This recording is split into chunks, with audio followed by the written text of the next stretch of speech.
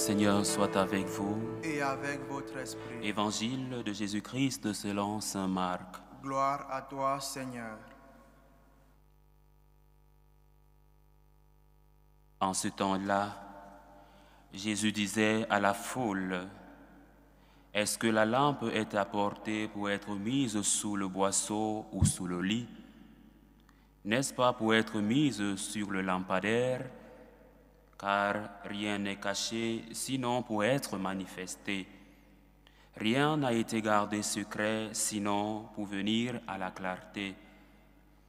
Si quelqu'un a des oreilles pour entendre, qu'il entende. » Il disait encore, « Faites attention à ce que vous entendez. La mesure que vous utilisez sera utilisée aussi pour vous. Et il vous sera donné encore plus, car celui qui a, on lui donnera. Celui qui n'a pas, on lui enlèvera même ce qu'il a. » Acclamons la parole de Dieu. Louange à toi, Seigneur Jésus. Jésus-Christ, dans l'Évangile selon saint Matthieu, ses apôtres nous invitent à être le sel de la terre. Mais si le sel vient à s'affadir, mais si le sel devient insipide, il perd sa saveur, il perd sa valeur, il ne vaut plus rien, on le jette. Jésus nous invite à être la lumière du monde. Et Tertullien, un des premiers écrivains chrétiens, parlant des chrétiens, leur demandait dans ses écrits d'agir de telle manière que ceux qui les regardent agir clament haut et fort, « Voyez comment ils s'aiment ». Voyez comment ils s'aiment, c'est-à-dire que nous devons agir de telle enseigne que notre foi se manifeste en acte, mettre en pratique le commandement de l'amour que nous a laissé Jésus. « Je vous donne un commandement nouveau, c'est de vous aimer les uns les autres comme je vous ai aimés. Vous aussi, aimez-vous les uns les autres. » Et saint Jean, dans sa première lettre, nous dit que Dieu nous a aimés le premier. Et parce que Dieu nous a aimés le premier, nous avons envers Dieu un devoir d'amour, un devoir de gratitude. Dieu a pris sur lui l'initiative de nous aimer le premier. Aujourd'hui, nous avons écouté un extrait de l'Évangile de saint Marc qui nous plonge dans la signification profonde de la lumière et de la mesure dans notre vie de foi. Jésus nous invite à être lumière. Jésus utilise l'image de la lampe pour nous rappeler que la lumière de sa parole n'est pas destinée à être cachée, mais à éclairer le chemin des autres. Mettre la lampe sur le lampadaire symbolise notre responsabilité de partager notre foi et d'être des témoins actifs de l'amour de Dieu. Et nous, franciscains de Marie, nous disons qu'il faut aimer avec des œuvres, avec des actes de charité, comme nous le recommande saint Jacques dans sa lettre. Aimer avec des œuvres. La phrase de la mesure que vous utilisez sera utilisée pour vous nous enseigne que notre attitude envers les autres et notre engagement dans la foi détermineront la manière dont nous recevrons les bénédictions de Dieu. Cela résonne avec le passage de la lettre aux Hébreux que nous avons écouté à la première lecture, qui nous exhorte à persévérer dans notre espérance et à nous engager mutuellement dans l'amour. En tant que communauté de croyants, Nous sommes appelés à être attentifs les uns les autres, à nous stimuler à vivre dans l'amour, tout comme Jésus nous l'a commandé.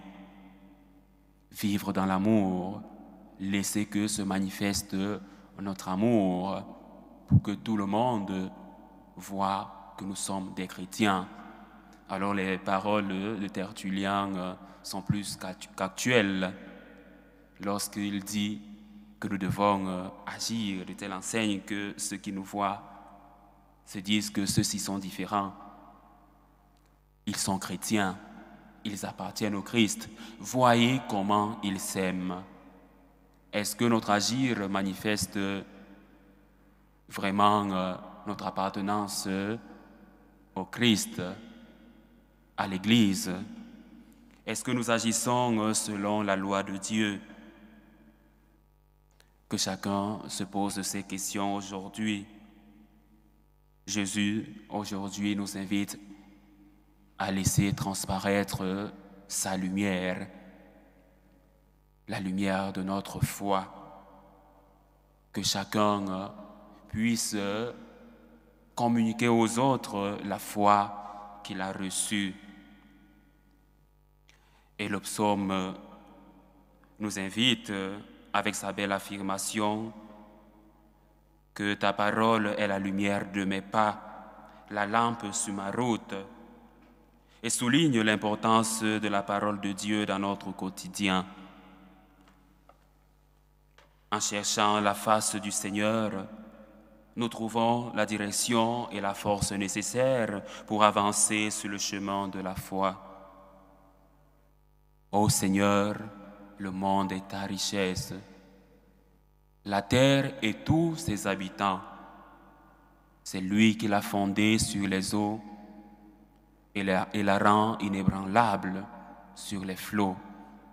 Notre foi est inébranlable quand elle est fondée sur le Christ, quand elle a pour fondation le Christ. Alors nous devons faire de notre foi une arme pour témoigner de ce que Dieu a fait pour nous. Les implications de l'évangile d'aujourd'hui pour notre vie de foi sont donc claires. Nous devons être des porteurs de lumière, chacun dans son lieu de vie, dans son milieu de vie, son milieu de travail.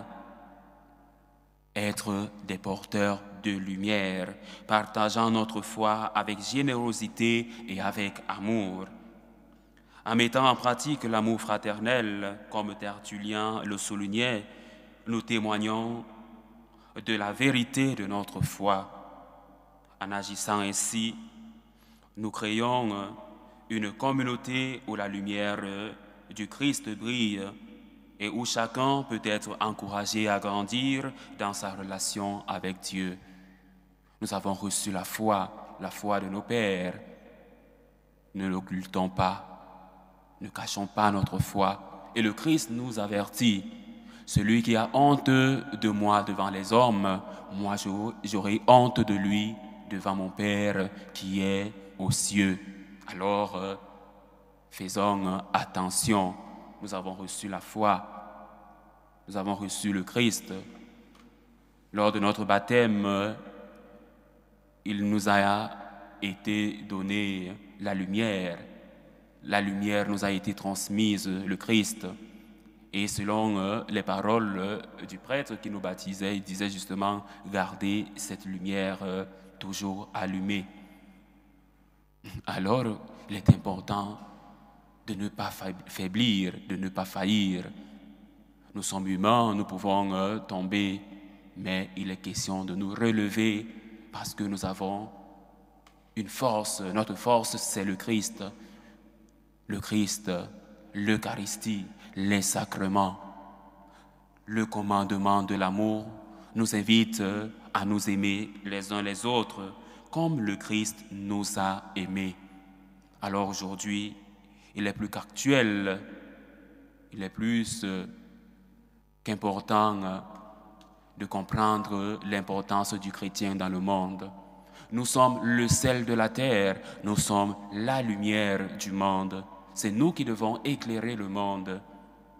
Les chrétiens laïcs aujourd'hui ont un rôle important. Tout ne réside plus qu'à regarder les prêtres agir ou de dire que cela importe qu'aux prêtres. Non, il est plus important aujourd'hui que tout le monde, tout laïc engagé dans l'Église catholique soit un témoin, un missionnaire de l'espérance. Et nous sommes justement en pleine année sainte, l'année jubilaire, qui nous invite à être des pèlerins de l'espérance. Ainsi, nous pourrons gagner des indulgences, toujours quand nous aurons compris que être chrétien, c'est être témoin du Christ, témoin de la lumière du Christ. En tant que chrétiens, nous sommes appelés à vivre notre foi de manière visible et engageante, à utiliser notre mesure pour enrichir les autres et à nous rappeler que dans la plénitude de la foi, nous avons la responsabilité d'affirmer notre espérance et de nous aimer les uns les autres. C'est ainsi que nous serons véritablement le peuple de ceux qui cherchent la face du Seigneur. Loué soit Jésus-Christ. À jamais.